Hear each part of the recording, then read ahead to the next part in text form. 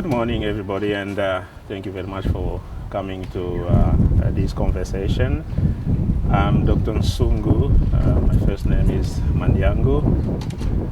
I'm the medical health officer based in North Battleford, and I'm working for the Saskatchewan Health Authority.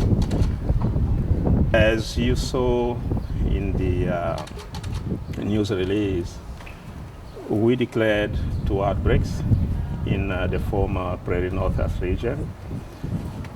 One of the outbreaks is about HIV in North Battleford, and the other outbreak is about syphilis in the entire former Prairie Northwest region. And the reason we declared those 2 outbreaks is that we noticed in the recent months an increase in the number of cases pertaining to those 2 infections. And this is not to scare the public. One of the reasons for declaring the outbreak is actually to give the public an opportunity to be informed thoroughly about those 2 infections and to take precautions in such a way that they can prevent the infections so that they can help themselves and also make sure that their families are safe. We are working with a team of healthcare professionals to address this outbreak in such a way that we can try to control it as much as we can and as quickly as we can. So with those few remarks, I will be prepared to take any questions that you may have. Does declaring these outbreaks, like just making that declaration, does that sort of open up access to more resources? Is it like declaring a state of emergency would be for a city or anything like that? I must say that it is not to say that we have all the resources that we need, but one advantage of coming together as one big health authority, the Saskatchewan Health Authority, is that we can actually pull our resources together. We are, for the time being, getting assistance, for example, from healthcare professionals who are not necessarily based in North Battleford or in our area. We are working together with those people, even though they are in other areas. So that's one advantage of coming together as one health authority. What kind of measures would that team of healthcare professionals be making? Like, what will they be doing to try and contain this? What we are doing mainly is to, first of all, look at what is available in terms of services and what we need in such a way that we can see where the gaps are. And more specifically, we are trying to give more information to the public. We are trying to enhance services like testing, because for those 2 infections, testing is actually crucial. We are trying to do in such a way that people who are found to be positive are started as quickly as possible on treatment. And of course, we are also enhancing the other services like harm reduction, for example, services like counseling and preventive services in general. Do you think that these numbers have always been there, but there's an increase in awareness and more people are getting tested and the numbers are just coming to light now? Of course, with those 2 diseases, testing is crucial, as I was saying, in identifying them.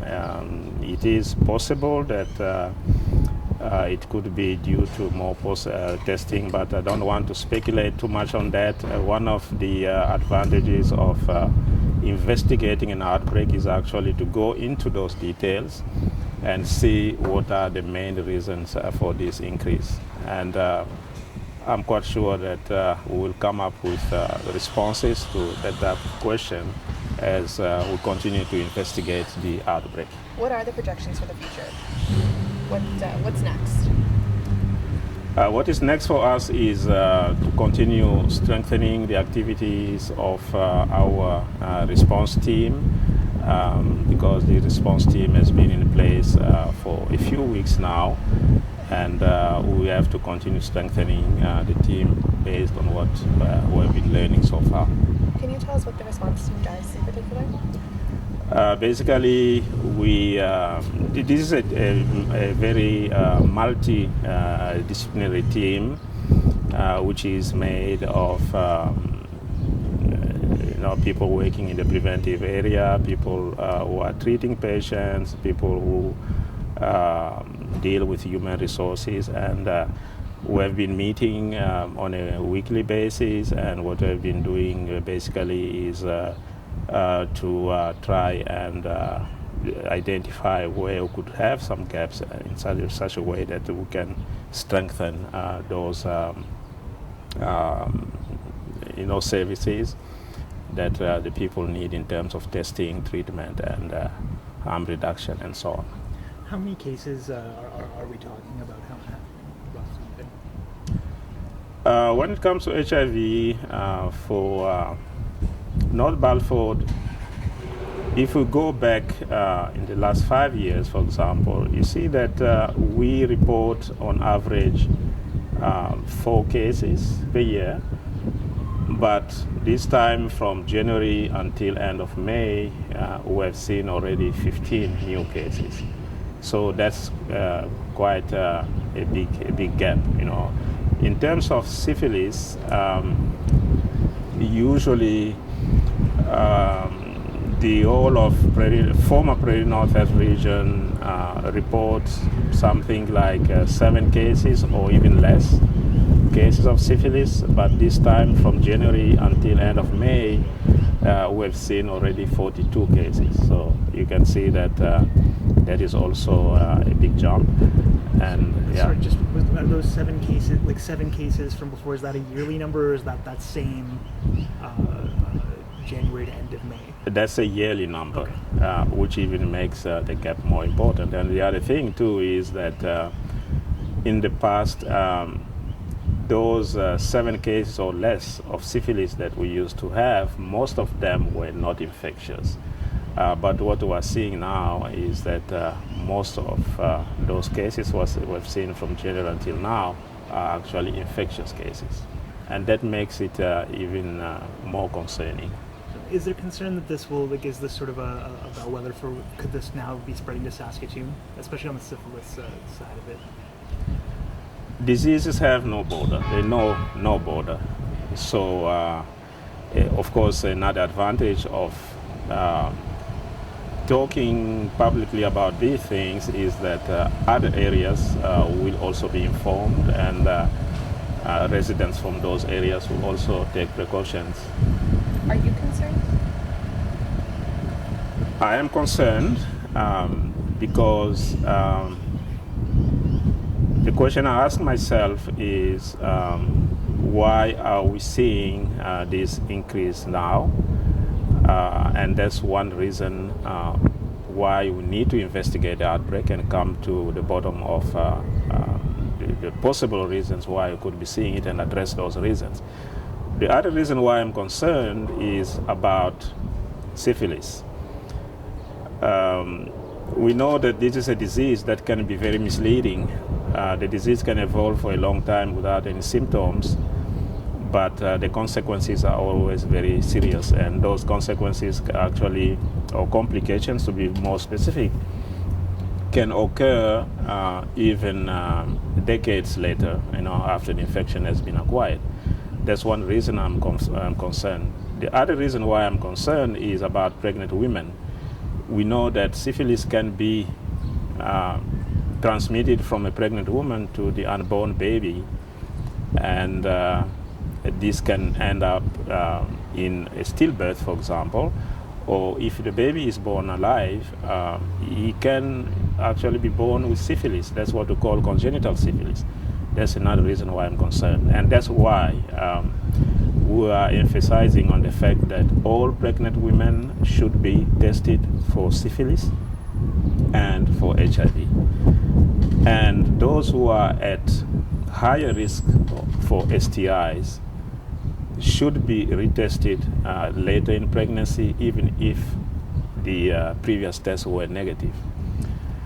And when I say those who are at high risk of STIs, I'm referring to those with multiple sexual partners, those who are involved in sex trade, those who are involved in situations like anonymous partnering, and of course the partners of all those categories of people as well. Are any of these individuals confirmed pregnant? Is that an issue right now? Yes, we've had syphilis in pregnant women in our area, but the good thing is that these are women who were followed up very properly, who were treated adequately, and the babies were tested at birth, and everything was taken care of. We can say that for the time being, at least in our area, we have not had a case of congenital syphilis. And that's again to emphasize that this is a very treatable disease, but if people don't come to us because they may have ignored a sore which could be syphilitic in nature, if they don't come to us, then that very effective treatment, of course, cannot be given to them. Other than being tested, is there anything else people in Battleford should be aware of or should be doing just to, I guess, prevent this from spreading? Of course, the key precaution is, I will not say abstinence, complete abstinence, because we know that that's not always possible, but at least avoiding to have multiple sexual partners, that's a key precaution to take. When I look at precautions like using condoms, they are effective when it comes to HIV. They are not as effective when it comes to syphilis, because the condom may not cover the sore, depending on where the sore is. So that's what people need to know. I think the most important thing, especially when it comes to syphilis, is try to abstain if possible, limit the number of sexual partners, and get tested. You said that you are investigating and that's happening. Can you tell us what that means? Like, what kind of tools are going to be put in place to investigate? We are working with epidemiologists who are trained in these types of techniques. One thing, for example, we will be trying to look at is mainly what are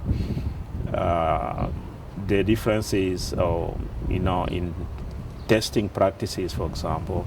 Just to go back to one of the questions that was asked earlier on, whether we think that if somebody asks a question of testing anyway. So these are the things that we'll be looking at. Is the increase in testing, for example, could the increase in testing be the reason why we're seeing this increase in the number of cases? Or is it something that people are doing differently from what was done in the past? Those are the type of things that we'll be looking at when it comes to investigating the outbreak. What sense do you have of what role intravenous drug users have in all of this? If you look at the risk factors pertaining to HIV in Saskatchewan, you'll always see that intravenous drug use is the most important risk factor, followed by heterosexual relationships, of course. And so it will make only sense in an outbreak like this that intravenous drug use will also appear as one of the most important factors. So, do you believe a safe injection site would be of help here? there is evidence from elsewhere that those services actually are effective in preventing further cases of HIV transmission. Can we go back? It was covered in the release, but can you explain the use of the term outbreak in this situation? In this situation here, we're using the term outbreak because, as I was saying earlier on, by comparing the number of cases that we have seen in that area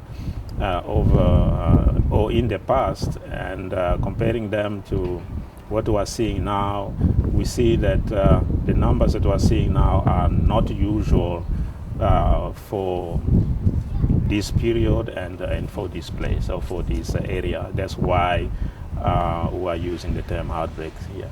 How often are outbreaks there in Saskatchewan? When it comes to Saskatchewan in general, I don't think that I'm qualified to talk about the province in general. Maybe that's a question that can be addressed to the provincial authorities. What would you say is the usual number For these cases in the past? in our area, that's what I said, that usually for syphilis, on average, we'll have less than 7 cases per year. And and then for HIV, usually, especially for North Battleford, we'll have less than 4, on average, 4 cases per year. And that's why, looking at that and comparing to what's happening now, we see that it is not usual. Okay.